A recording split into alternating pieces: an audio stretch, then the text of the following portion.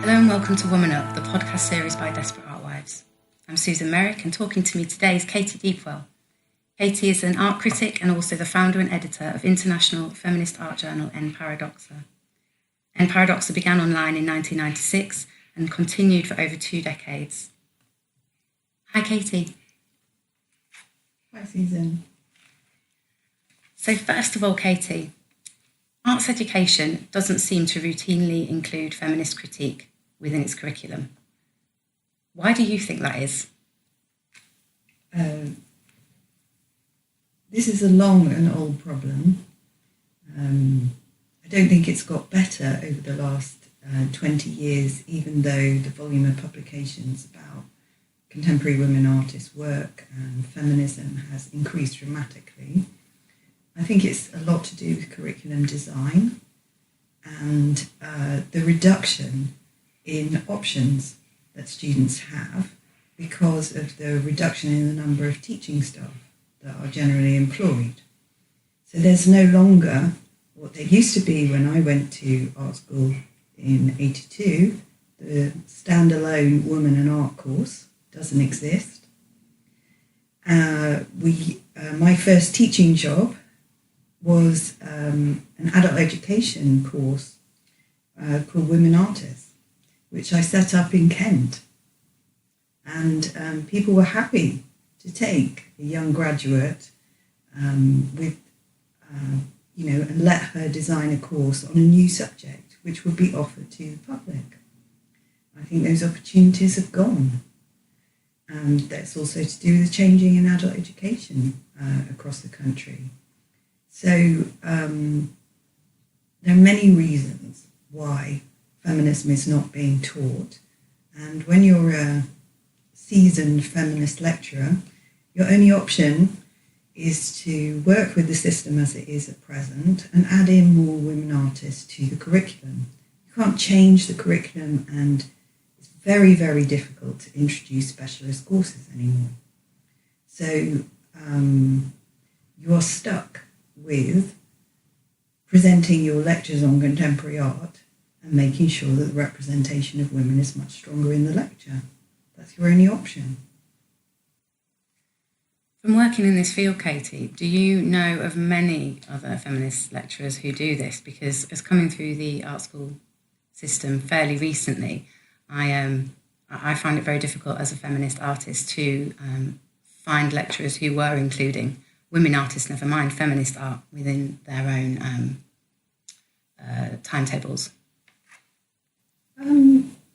Yes, I would say that, well, I teach in art theory, and I would say in art theory people are slightly better at doing that.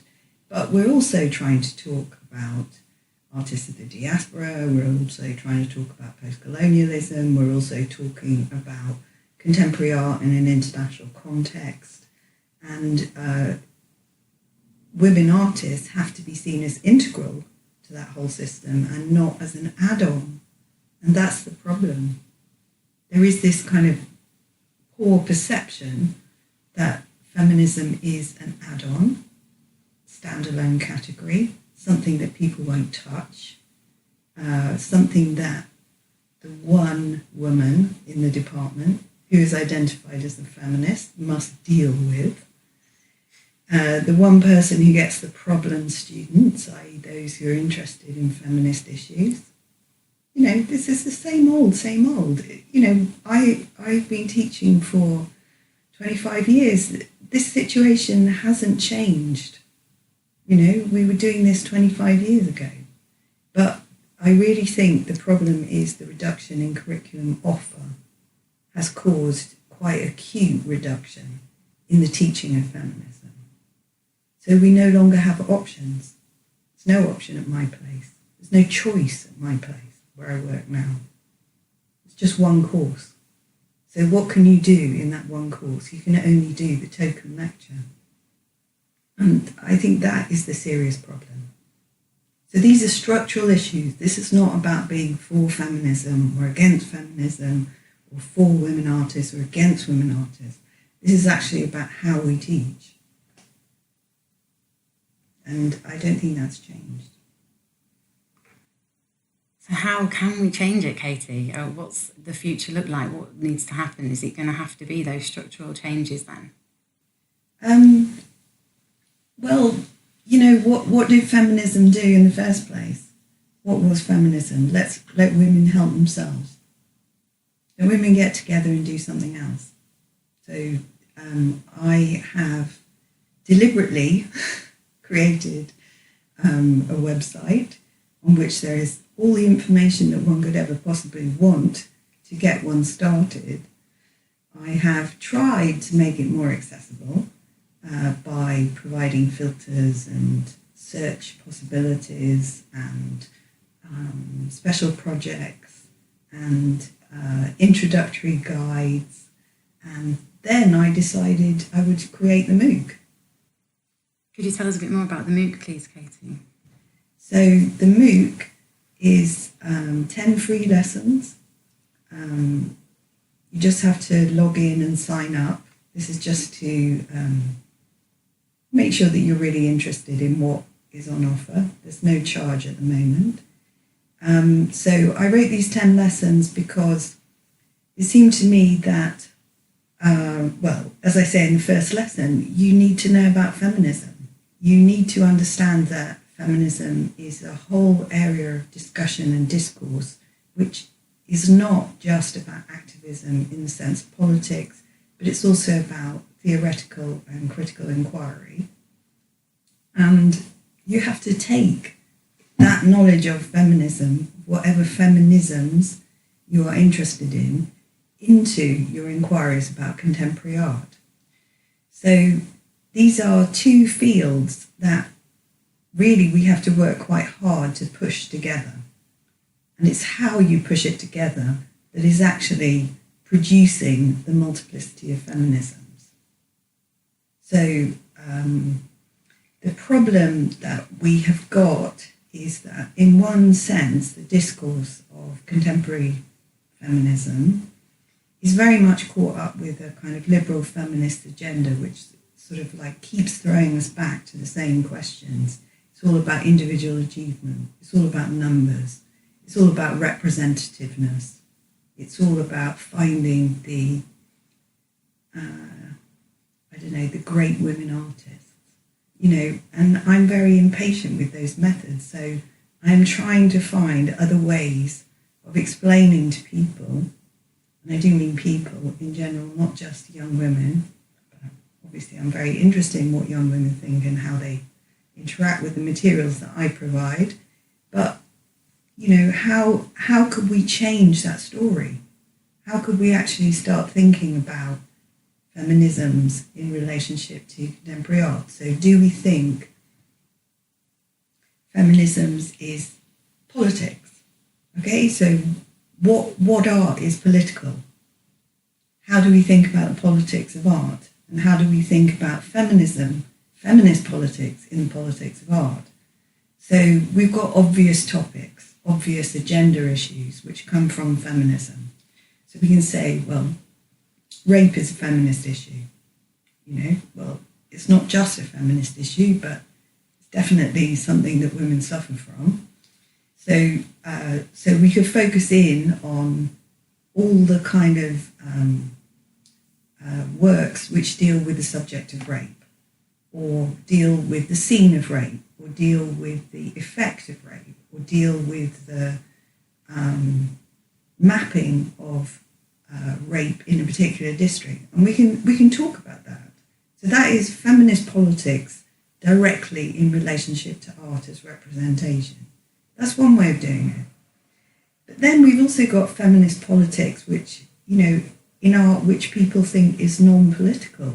So you could have a feminist politics of abstract art. Okay, and then, you would be very caught up with the questions of what's feminist and what's feminine. But it would be possible to have a feminist politics of abstraction.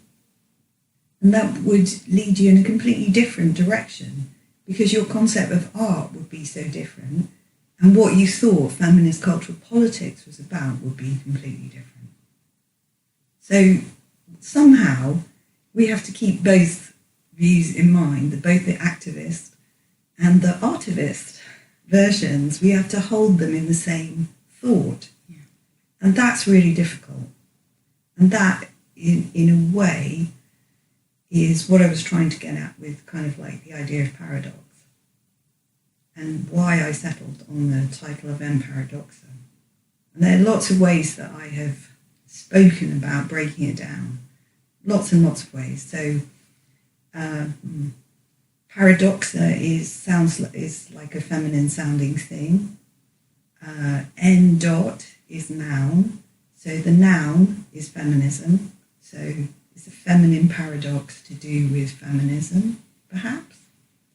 But then you have a noun, and then you have the breaking down the Greek word para and doxa. So we're going beyond established taught truth. What else are we doing? So did you, when you came to looking at setting up Paradoxa, I suppose before that, what drove you to do Paradoxa? Is that within the teaching, so within the structures that you were seeing, or was it something wider than that? When I left my MA course, I did study with Griselda Pollock at Leeds. But when I left that course, I decided that I wanted to write more. So I started writing articles for Women's Art magazine. And for the period like 87 to 94, I'm in most of the Women's Art magazines that were published. And then over that time, 89 to 94, I was the chair, the trustees of Women's Art Library. Over its most successful period, where it had 6 employees, massive Arts Council budget. And out of that, we decided to celebrate the first 10 years of Women's Art Library.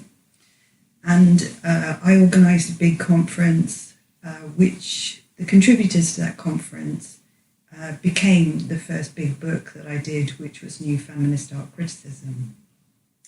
So I had already, I already identified myself as an art critic. Then I became very heavily involved in ICA, which is the Art Critics Association. And I did an international conference with them, which was on art criticism in Africa. And then I got elected to be president of the Art Critics Association's British section. ICA is a big international organisation. I very strongly believe in international cooperation in the arts. So when I was involved with Women's Art Library, I became involved in an organisation which lasted for quite a few years called the International Association of Women in the Arts. And I went to several conferences as a representative of the Women's Art Library for them. And I continued that work when I joined International ICA.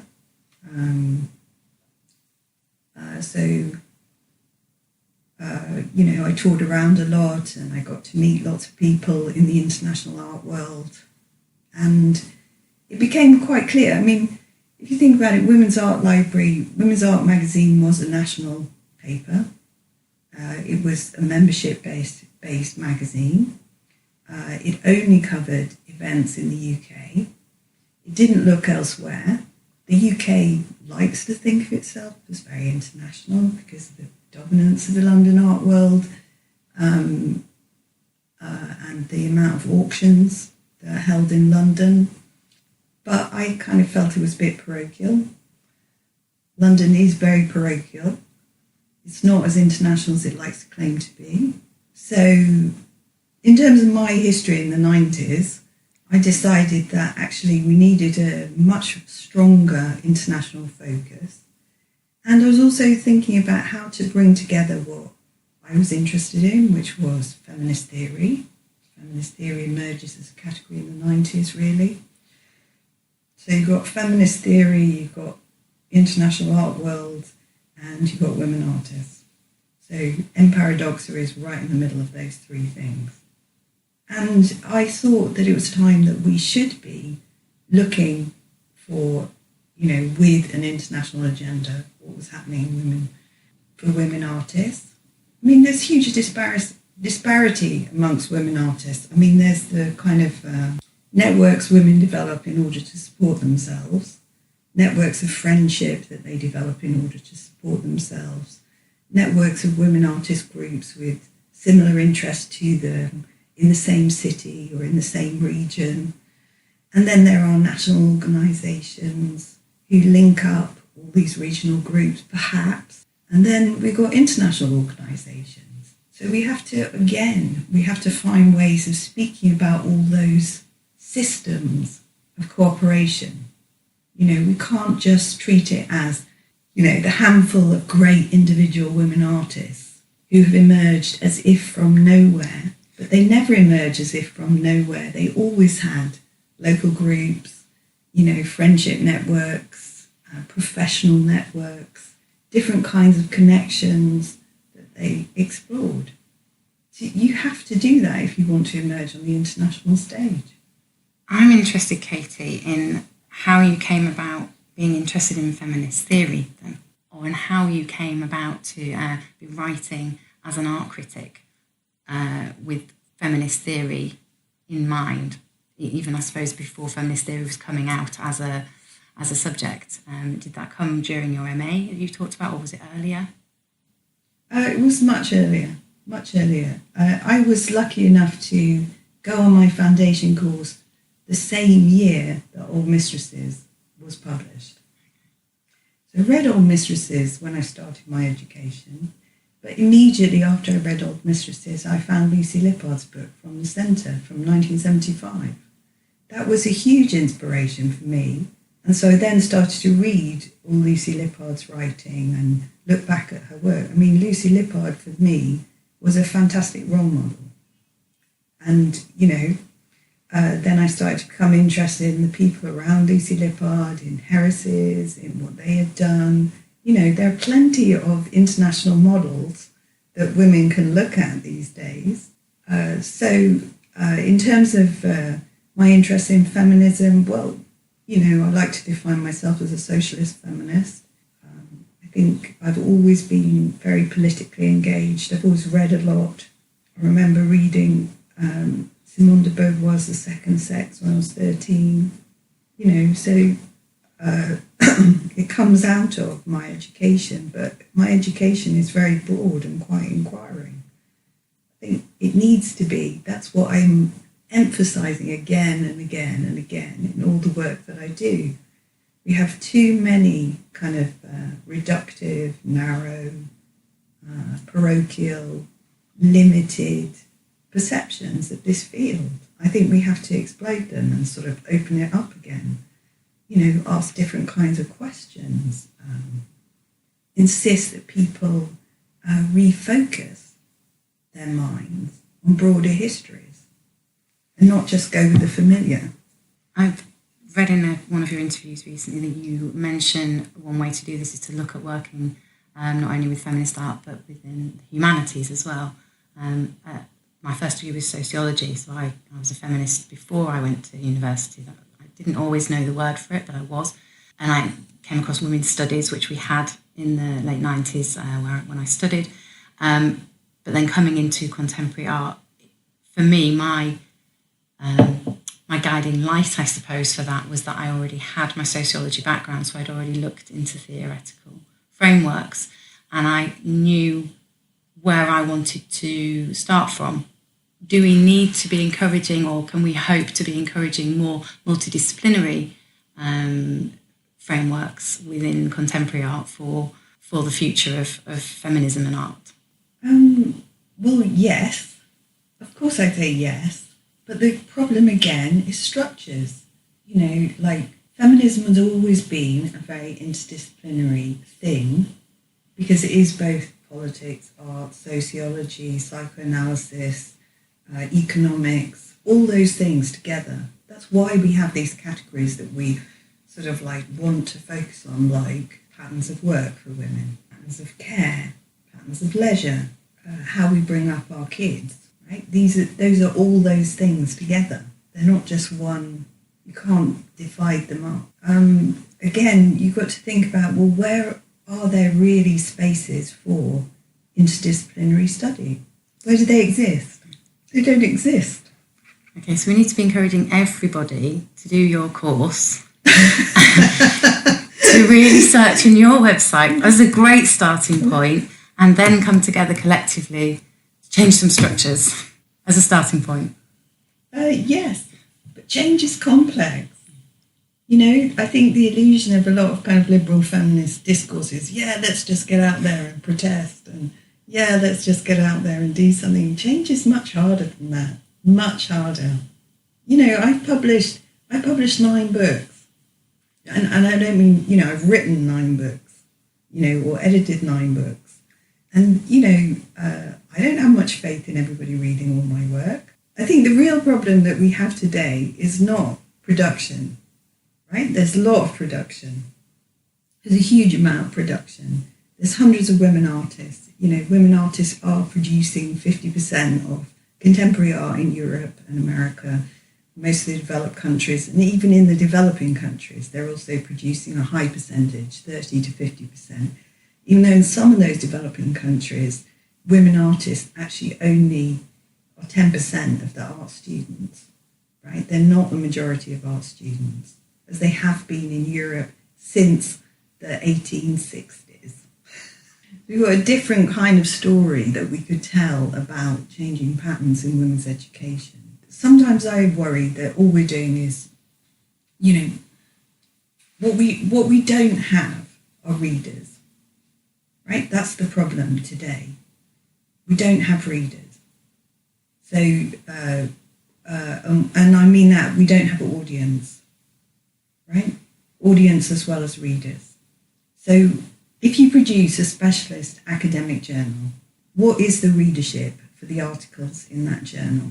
You know, who is actually reading and taking forward and understanding that material and using it and developing their ideas from it? Who actually acknowledges the range of authors? Like I published in Emparadoxa 500 articles, but they are from 400 people, right? So sometimes I kind of sit there and I kind of like try and map in my mind, you know, like who is really interested in the academic world, in feminist theory, in contemporary art, in the way that I am interested in it.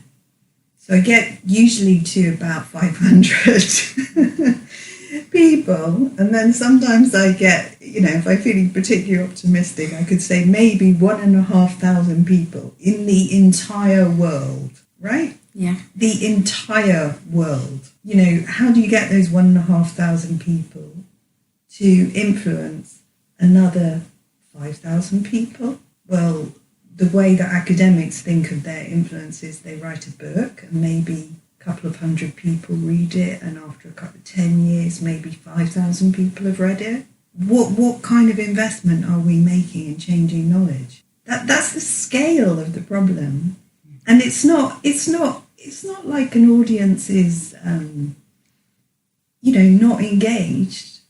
I think they are engaged, but I don't think there are readers out there. We're not seeing massive cultural change. Well, it's, you know, on another level we think, oh, it's really great internationally.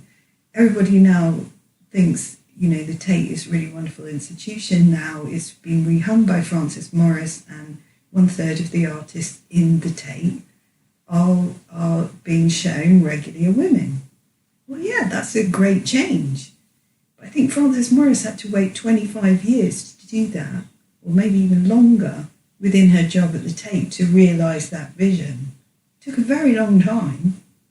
It wasn't she just suddenly arrived as director and could change everything. It's not the case. So it has to be looked at within wider power structures and society. What can we end with, Katie, that's optimistic? Your online MOOC course is free. It's a democratic way of providing the basics of feminist art discourse. So why did you specifically decide to set it up? Why is it free? Could you tell me a little bit more about that? Because I think there could be so many people who would benefit from it and would really love it if they haven't heard of it already. Maybe it could get promoted within institutions around the UK, around the world. That would, for me, would be a great starting point for some slow change. Well, it's free because it's an experiment. Okay, it's an experiment because online learning has expanded enormously because of the growth of the internet in the last 20 years. This is one of those useful changes which I decided, well, why isn't there anything about feminism in those useful changes? So how do we create something? So I had to experiment.